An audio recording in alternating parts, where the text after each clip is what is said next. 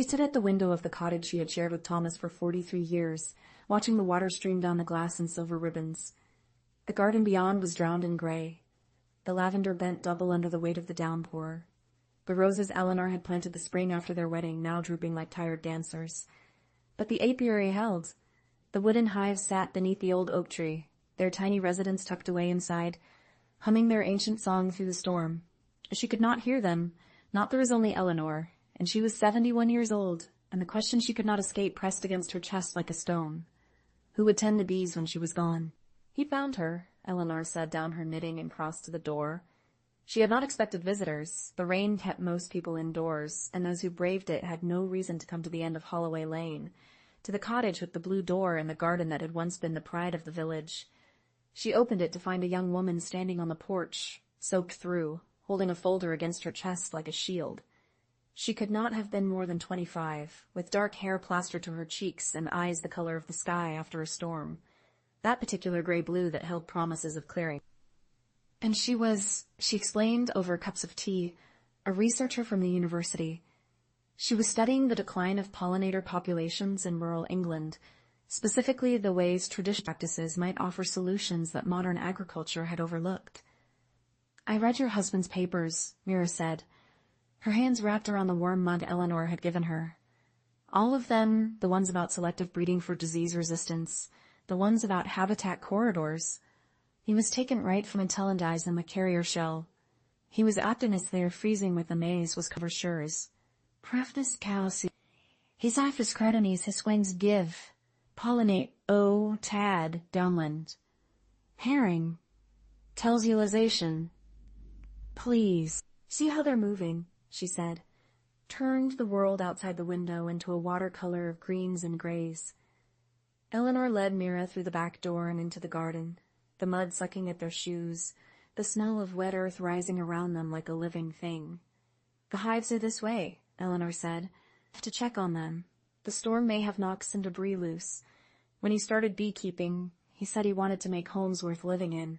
She reached down and lifted the lid of the nearest hive, revealing the golden chaos within.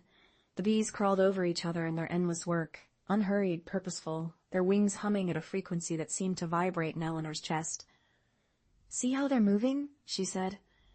"Calm. That's a healthy hive. When they're agitated, when they're running instead of working, that's when days are softening to a steady drizzle that turned the world outside the window into a watercolor. And you just sent it the bees than to blame the things we do to the world."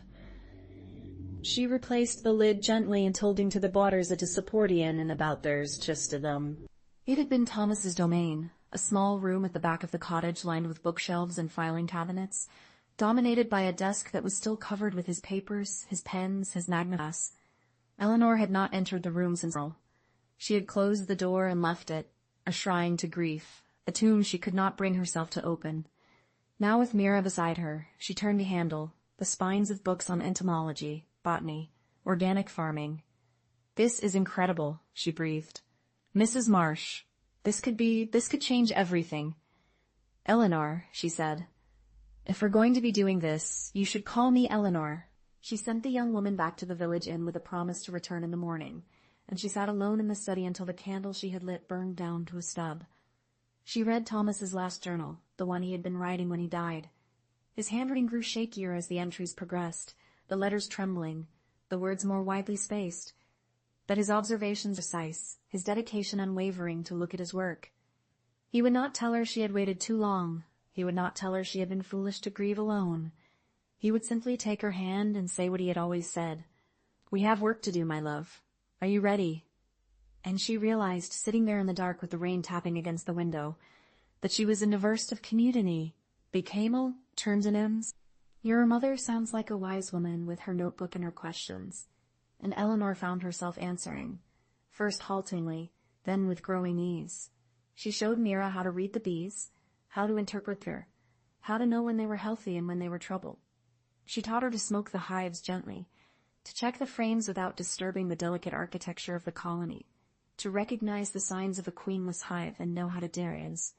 "You mean that?" "As would they," she said. Inland Marsh had a researcher that she was teaching her the old ways of beekeeping. that she had opened Thomas's study and was finally ready to share what she knew. People began to stop by, first just the old-timers who remembered Thomas, then younger families, then children from the school who had never seen a beehive up close. Eleanor welcomed them all. She had forgotten how affectionate and gentle, her voice calm as she explained the roles of workers and drones, the miracle of the queen, the waggle dance that told the foragers where to find food. "Do they really dance?" a small boy asked, his nose scrunched in disbelief. She reached out and took Mira's, holding it for a moment to continue her research, a chance to publish, to make a name for herself. But she had also been thinking, she said, about staying. "There's a cottage on the market," she said. "The one at the end of Miller's Lane, the one that's been empty since Mrs. Patterson passed. I was thinking, I could keep bees there. I could learn everything you know, and then I could teach others. I could make sure that when you're ready to stop." "I'm not ready to stop," Eleanor said, but her voice was gentle, not sharp. "Not yet. Maybe not for a long time. I know. But the point is, you wouldn't have to do it alone anymore." Eleanor looked at the young woman beside her, at the hope in her eyes, at the future she was offering. She thought of all the years she had spent wondering who would carry on. He was Experia's deciding real life. Uncoat to the apiary in the blue-gray light of dawn. The rain had returned in the night, a soft spring shower that misted the garden and made the world smell of green growth and new beginnings. She carried 2 cups of tea, one for herself and one she set on the bench beside the oldest hive, the one Thomas had built the year they married. She sat and watched the bees begin their small bodies emerging into the damp morning, their wings catching the light process, and she had planted memory. The world was wet and gray and impossibly beautiful, and she was still here, still tending, still believing. That was enough. That was more than enough. I circumvented I thought we could check the new hive today. They make still you well, Emiria. He like her. She finished her tea. She stood and walked back to the cottage, where Mira was already waiting in the kitchen. The smell of coffee and toast filling the air that misted the garden and made the world smell of green growth and new beginnings. Hey, because